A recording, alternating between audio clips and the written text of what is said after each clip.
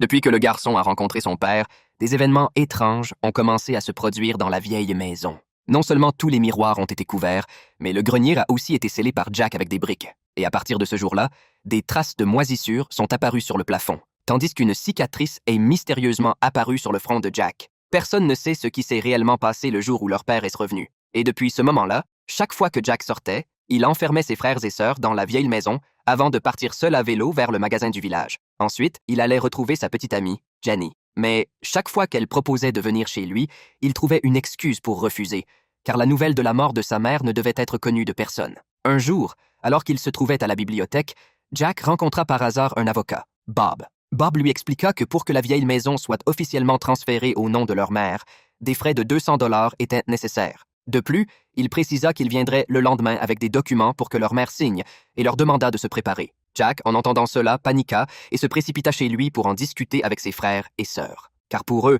cette somme d'argent, c'était une véritable fortune.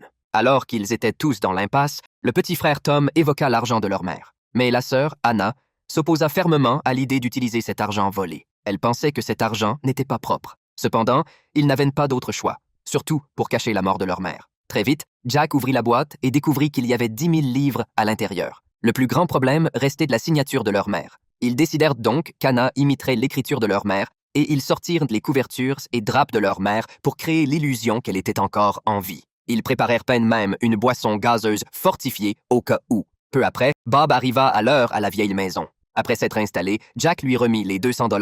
Bob, après avoir pris l'argent, demanda à voir leur mère.